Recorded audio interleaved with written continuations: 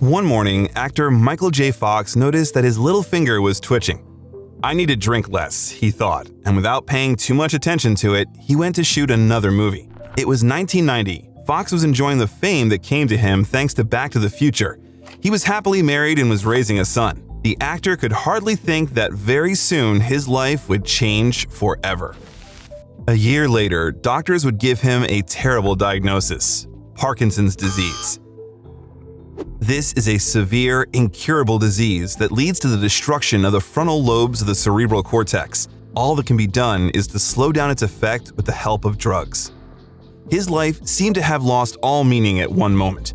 Doctors warned the actor that he would be able to act only for another 10 years, but with lots of luck.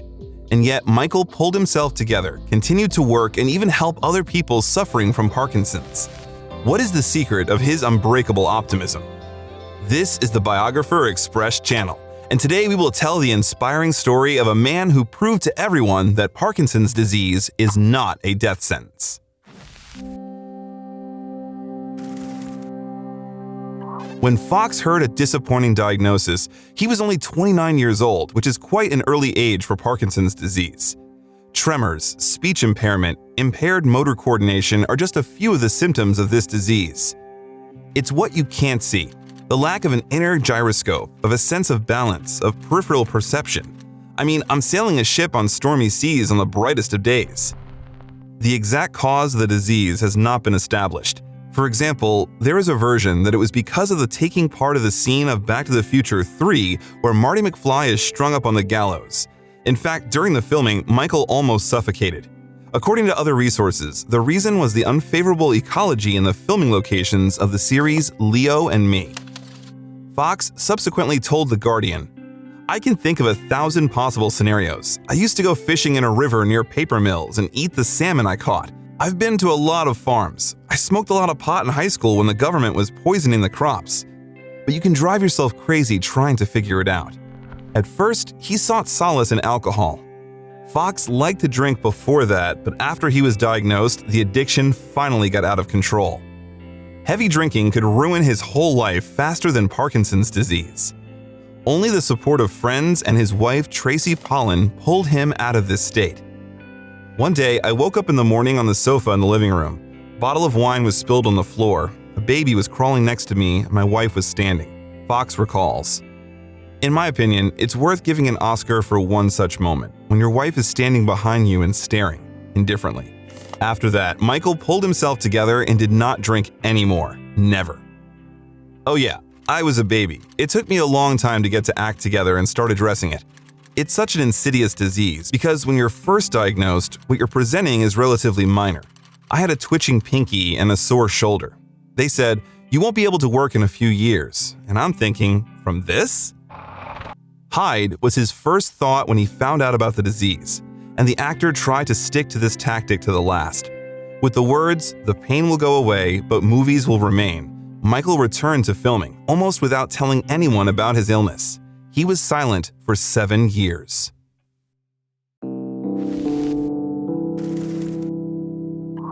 It cost Michael a tremendous effort to hide the treacherous trembling of his hands. He tried to keep his left hand in his pocket all the time. He developed tricks to disguise his health condition by attaching himself to furniture, sitting on his hands, and hiding behind props. But the facial muscle spasms became more noticeable, and rumors that Fox was hooked on drugs began to spread around the studio. Then, in the break between the first and second seasons in the series Spin City, where he played the main role, the actor ventured to admit that he was ill. They stand outside my apartment and heckle at me like, "What's the matter with you?" And I said, this can't go on. I can't have my neighbors deal with this. So I came out with it, and it was great. It was great. It surprised me that people responded with an interest and a desire to find an answer to the disease, and I saw that as a great opportunity. The audience and colleagues supported the actor, and he filmed several more seasons of Spin City. After a public confession, Fox agreed to a surgery performed on the brain when all other methods of medical care were already useless. The chances of dying while it was performed were significantly higher than the chances of recovery. However, without surgery, Parkinson's disease would have made him a frozen, motionless, stone-faced mute man who would be completely at the mercy of the environment. After the surgery, Michael had to learn to walk again. Because of his principles, he did not use a cane and hated the wheelchair from the very beginning, because he felt like baggage in it. In the end, he learned to cope with it, but firmly decided that his life would not depend on a chair on wheels. However, such a difficult surgery could not completely cure Parkinson's disease. It was performed to suppress the trembling on the left side of his body, and the doctors succeeded, but soon the tremors moved to the right side. During the filming of the 4th season of Spin City, Parkinson's symptoms became so marked that Fox decided to leave both the series and the cinema as a whole. Putting the scripts on the shelf, Michael began to learn to live with his illness. Fox plunged into the study of Parkinson's disease so much that at some point he had the idea to do it on a much larger scale. In 2001, the actor founded the Michael J. Fox Foundation for Parkinson's Research. The organization finances the study of the disease, regularly conducts various campaigns, at one of which the actor on stage proved that even in his current state, he was able to play both Earth Angel and Johnny B. Goode, albeit with the help of musicians from the group Coldplay.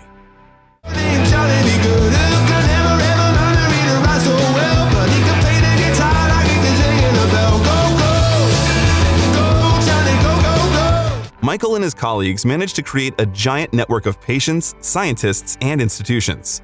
More than $1 billion has been invested in the fund, and the New York Times called the organization the most credible voice on Parkinson's research in the world. We have many treatments that have gone through the FDA, and we have developed excellent relationships with pharmaceutical researchers to develop drugs for Parkinson's. Now there are better medicines and more effective methods of treating many side effects and other aspects of the disease, and we helped this happen, Michael says with pride. His work led him to be named one of the 100 people whose power, talent, or moral example is transforming the world in 2007 by Time magazine. In 2010, Karolinska Institute awarded Michael the title of Doctor of Sciences. Fox also holds honorary degrees from New York University, Icahn School of Medicine at Mount Sinai, the University of British Columbia, and Stony Brook University. He also became a Knight of the Order of Canada in 2010. Since the beginning of the 2000s, the symptoms of Parkinson's had weakened a little, and Fox began to take part in some movies. He did it periodically, performing small roles, but it was a big victory. During this time, Fox learned to treat himself ironically. He jokes that if he was to have a sudden attack of the disease on the street, drug dealers may rush to him and offer to shoot up, mistaking him for a drug addict. He also likes to say that he has become the best poker player because now no one will guess when he is bluffing. In many ways, it is the support of his wife, Tracy Pollan, that helps him maintain his presence of mind. Well, Tracy's amazing. She's there in the front lines with me every single day. She never pretends to know as much as I know. And the other thing Tracy does is she has that same funny thing. Like if there's something funny, let's get to the funny. We'll deal with the tragic later. I picture her talking to me going, so anyway, I'm going to the store and you falling down. Okay, I'm going to the market. I'm getting... You don't die from Parkinson's, but you do die with it, says Michael. Therefore, instead of preparing for his own funeral, he continued to enjoy his life as much as possible. Together with his wife, they twice ventured into the birth of children after the actor was diagnosed with it. Neither Fox nor Pollan allow Parkinson's disease to hold them back. The couple often arranges large family holidays and tries to live actively. Still, it's hard to explain to people how lucky I am because I also have Parkinson's. Some days are a struggle. Some days are more difficult than others, but the disease is this thing that's attached to my life. It isn't the driver. And because I have assets, I have access to things others don't. I wouldn't begin to compare my experience to that of a working guy who gets Parkinson's and has to quit his job and find a new way to live. So I'm really lucky. However, his optimism is not unlimited. In 2018, Fox was diagnosed with a benign tumor on his spinal cord unrelated to Parkinson's disease. He underwent surgery, and the consequences of which turned out to be severe and dangerous, as tremors and loss of balance caused by Parkinson's disease threatened the restoration of his spinal cord. One day at home alone, after assuring his family that he would be fine without them, the actor fell and broke his shoulders so badly that doctors had to use 19 screws to restore it. Fortunately, he did not injure his spine, but the injury plunged him into a previously unknown despair. I was right underneath the phone against the kitchen wall on the kitchen floor, alone with a broken arm, waiting for the ambulance to show up. I couldn't believe the amount of fury I had toward myself for being so careless to do this and to let down my surgeons because I'd been so stubborn about being independent. When we got into what, according to him, was the darkest moment in his life, Fox suddenly became afraid. Had he overestimated optimism as a panacea? Did he even have the right to address other Parkinson's patients with motivational speeches if his own faith, as it turned out, was not so strong? I believe in all the hopeful things I said before, he says. But that all seems silly when you're lying on the floor waiting for the ambulance because you broke your arm and you feel like an idiot because you told everyone you'd be fine and you're not. Surprisingly, he managed to get out of this gloomy state by rewatching films of the 70s, and also his own film works. Before that, Fox tried not to watch his films. He was afraid of getting upset. But then Muhammad Ali, who also suffered from Parkinson's, changed his mind. They participated in various campaigns of support of research on the disease together, and this made them friends. Again, you'll see two people who won't stop fighting until there's a cure. I'm still bad. I believe I'll make a comeback. So Fox was sure that it was painful for Muhammad Ali to watch the recordings of his fights. After Muhammad's death, the actor asked his wife Lonnie about it. He watched them for hours. He liked it. It lifted his spirits, she replied. And Fox decided to try it too. The actor watched Back to the Future and realized that he was really good at it, better than he thought.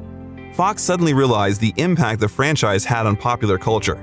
This means that his life was definitely not lived in vain.